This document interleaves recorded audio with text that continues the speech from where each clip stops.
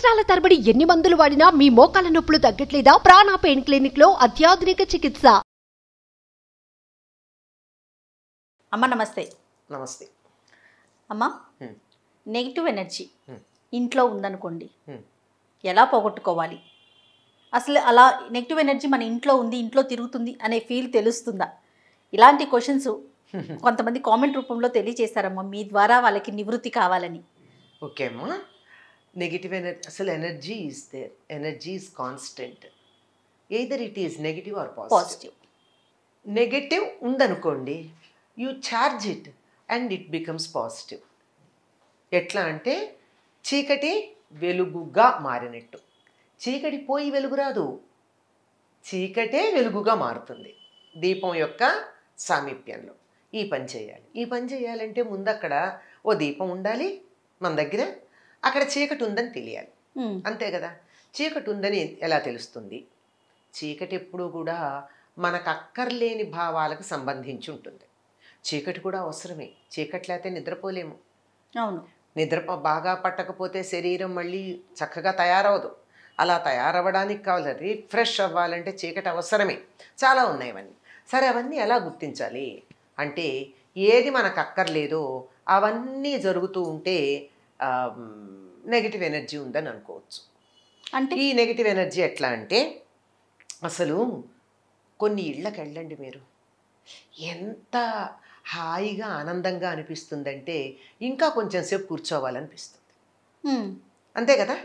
కొన్ని ఇళ్ళకి వెడితే పాపం చాలా పెద్ద ఫర్నిచర్ ఉంటుంది, చాలా కాస్ట్లీ ఫర్నిచర్ ఉంటుంది, అసలు అన్ని బ్యూటిఫికేషన్స్ ఉంటాయి.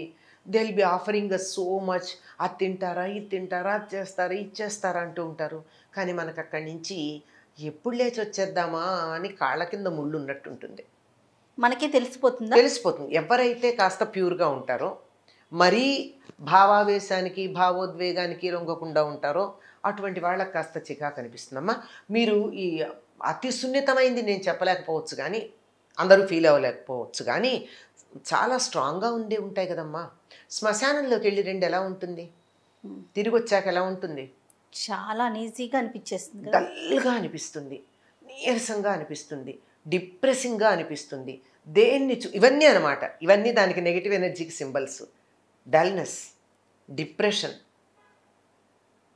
దిగులు, బెంగ, బాధ, ఇలాంటివన్నీ ఒక స్థాయి, ఒక రకం. ఆ ఇంట్లో నెగిటివ్ ఎనర్జీ ఉంది, వాళ్ళ ఇంటికి వెడితే నాకు ఏమిటో బాగాలేదు, అన్నీ బాగానే ఉన్నాయి, లైట్లన్నీ ఉన్నాయి, కానీ ఏంటో డల్గా అనిపించింది అని అనిపిస్తే అక్కడ it's not on, there is something negative. అట్లా ఇది ఒకటి. నా ఇంట్లోనే నెగిటివ్ ఎనర్జీ ఉందనుకోండి, నేను బయటికి వెడితే మాట చెప్పాను, ఇంట్లో ఉంటే గుడికి వెడితే చూడండి ఎంత హాయిగా ఉంటుందో. You will be law bubbling. ఆ ఉత్సాహం లోపల నుంచి రావాలి.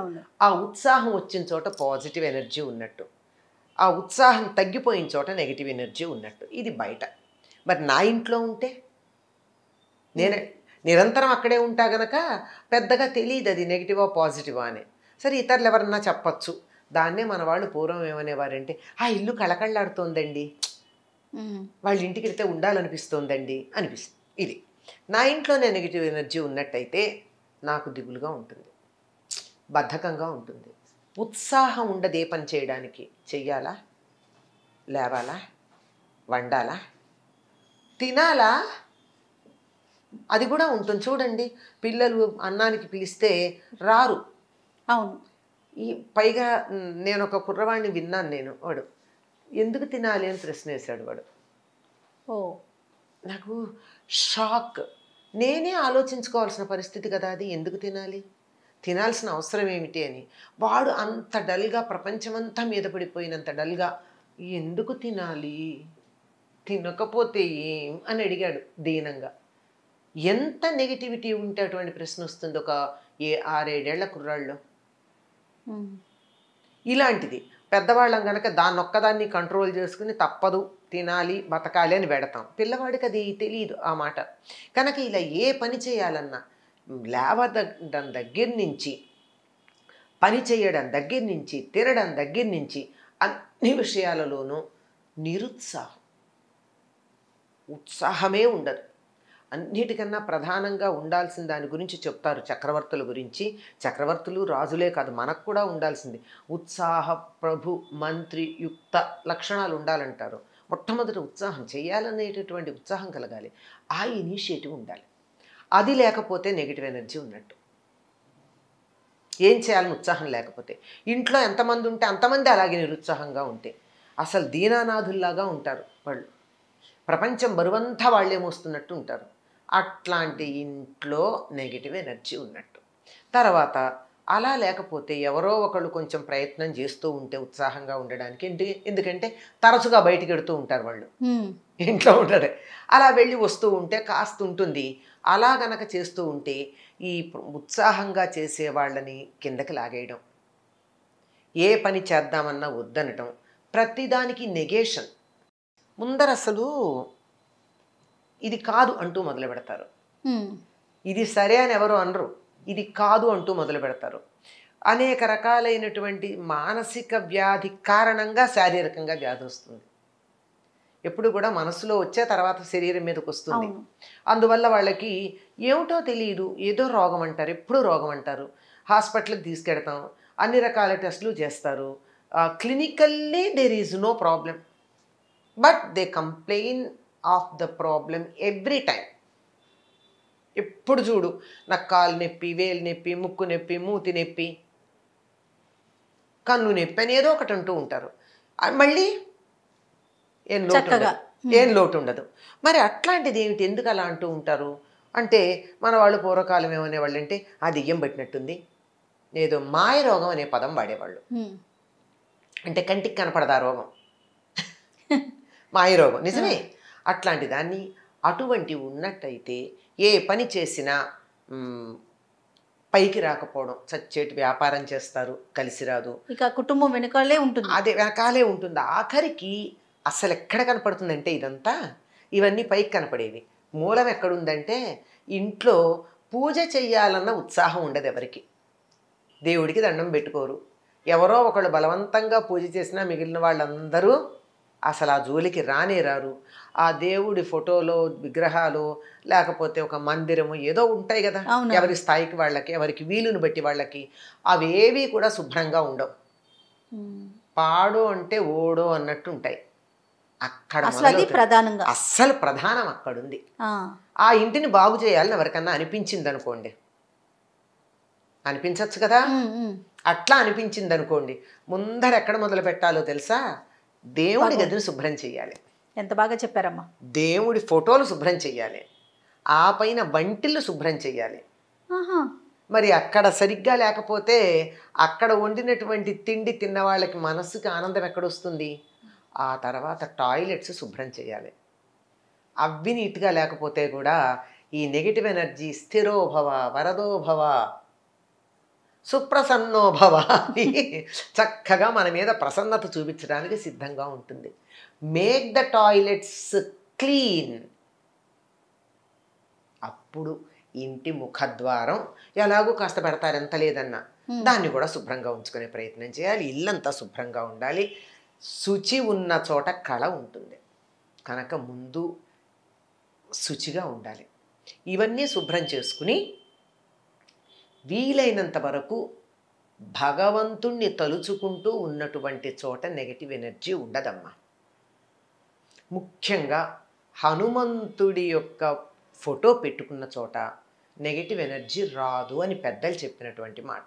ఆయనే ప్రామిస్ చేశాట, నేను అందరి గ్రామాలలోనూ ప్రతి గ్రామంలోనూ ఉండి గ్రామ ప్రజల దగ్గరికి ఎటువంటి ఆది వ్యాధులు రాకుండా చూస్తానని.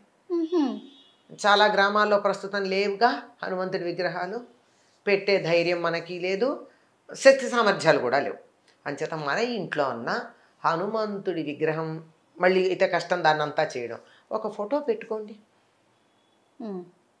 హనుమంతుడిని తలుచుకోండి. రామనామం చేసేటటువంటి చోట ఎటువంటి నెగిటివ్ ఎనర్జీ ఉండదు. రామనామం చేస్తే హనుమంతుడు ఉంటాడు. అందుకు ఆయన పేరు తలుచుకుంటే మంచిదే, ఆయన పేరు తలుచుకోకపోయినా రామరామ అనుకోండి, హనుమంతుడు అక్కడ ఉంటాడు, ఎటువంటి నెగిటివ్ ఎనర్జీ ఉండదమ్మా. ఓకే. ఇక చాలా చేస్తారు. అవి చేయండి, కొబ్బరికాయ కట్టండి, నిమ్మకాయ తీయండి, దిష్టి తీయండి, అది చెయ్యండి, ఇది చాలా చెప్తూనే ఉంటారు. అవన్నీ చేస్తే చేయండి, తప్పేం లేదు. కానీ చేస్తే అవి ప్రధానంగా తాత్కాలికం, ఆ క్షణాన తగ్గచ్చు. కానీ బాగా తగ్గాలంటే మాత్రం భగవంతుణ్ణి మించింది లేదు. శుచి ఉండాలి. శుచి ఉన్న చోట మాత్రమే దైవం ఉంటాడు.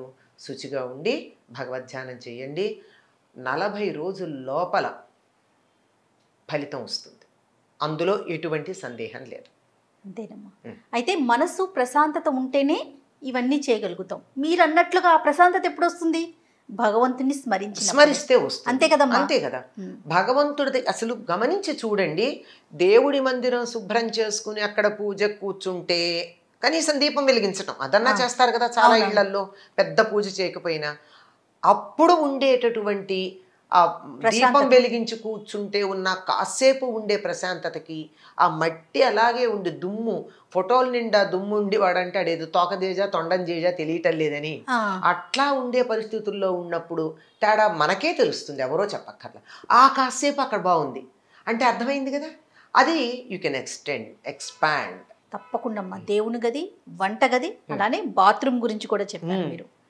ఇవి 3 శుచిగా శుభ్రంగా ఎక్కడ ఉంటాయంటే పాతగుడ్డల మూటలు, పనికిరాని వస్తువులు, విరిగిపోయిన సామాన్లు, ఇవన్నీ బూజులు, ఇవన్నీ ఉన్న చోట నెగిటివ్ ఎనర్జీ చక్కగా కూర్చుంటుంది. అంచేత అవి తీసేయాలి, ఎప్పటికప్పుడు క్లీన్ చేసుకోవాలి. తప్పకుండా అమ్మా. నమస్తే. నమస్తే.